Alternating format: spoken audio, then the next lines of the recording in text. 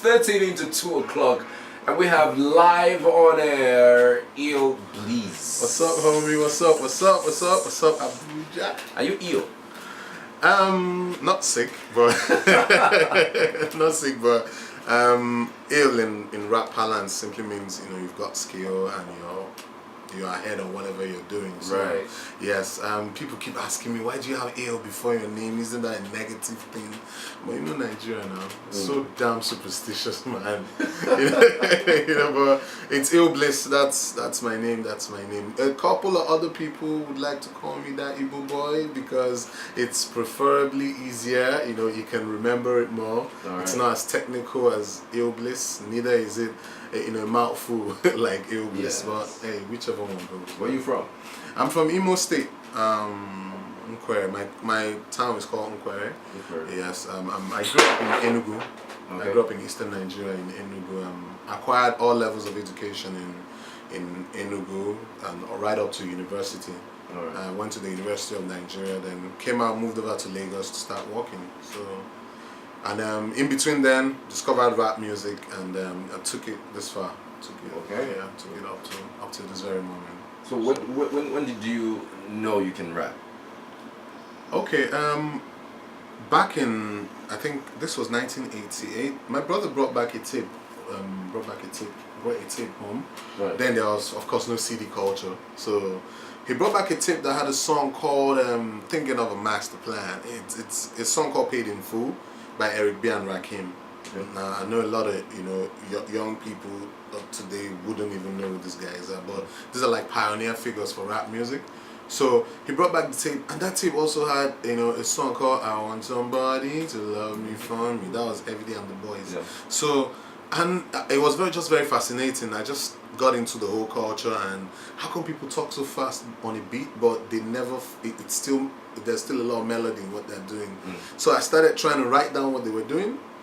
So, and I would write it down, go to school, rhyme for the boys in my class, and make money from them, just teaching them the words of the song. You serious? So I've been hustling ever since, man. That's cute. So that's it. That's how, and half of the words were wrong.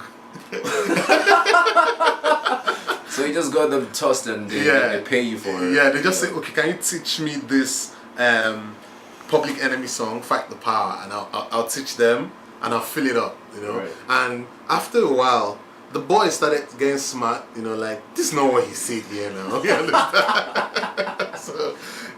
So then from there, I just started growing and acquiring as much rap music as I possibly could, discovering NWA, Kool Moe Dee, Queen Latifah. These were pioneer figures, Special Ed. And it kept growing up into the early years of gangster rap in America, Snoop Dogg, Dr. Dre, Dogg Pound. Then I discovered the East Coast around 93, 94, Notorious B.I.G., Nasty Nas, Jay-Z a little bit later on. And then I moved on. And in between all that, I discovered I was beginning to write my own lines as well.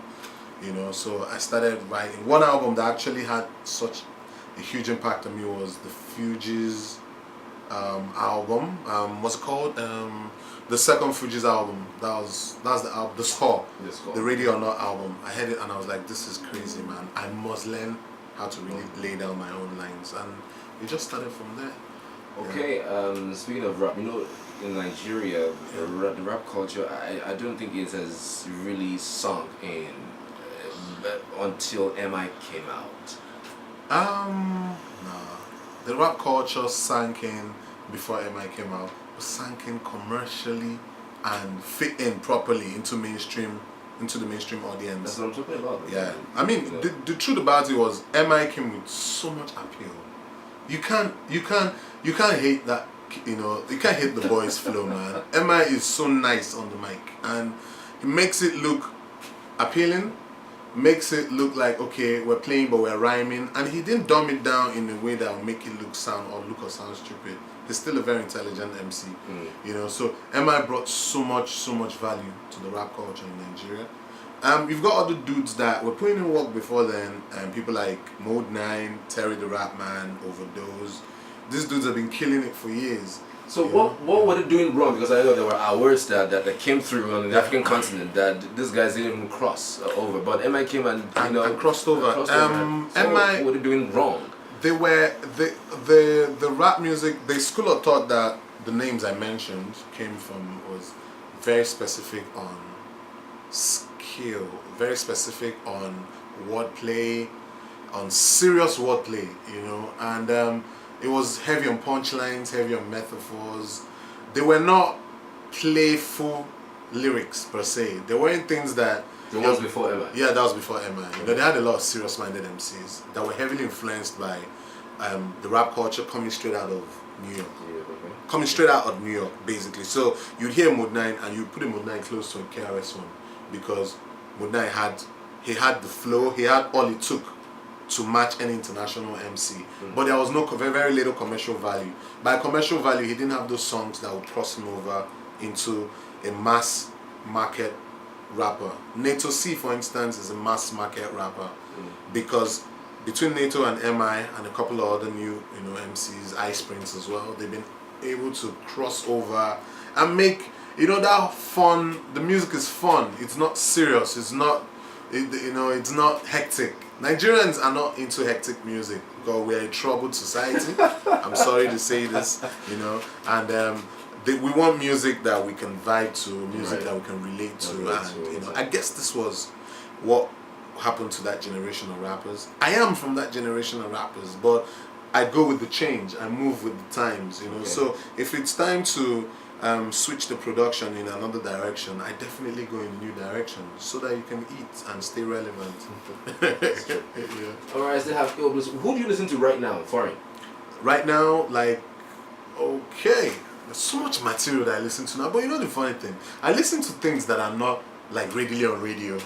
If you really want to check out some of the best hip-hop music now, you should dig on the ground for it.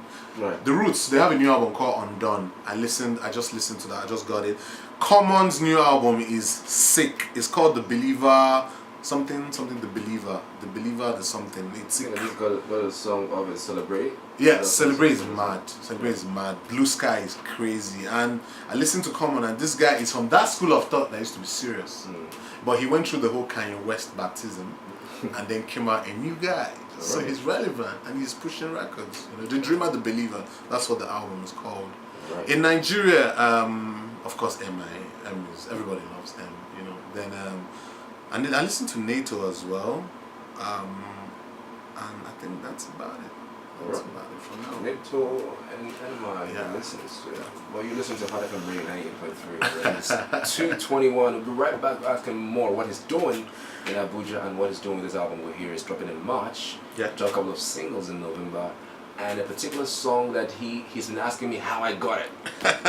I'm mad with getting songs, man. Don't ask that. But here's one of his singles, My Heart Beats, featuring Silverstone and Black. Yeah, and Black Twang. Black Twang. Yeah. Here we go.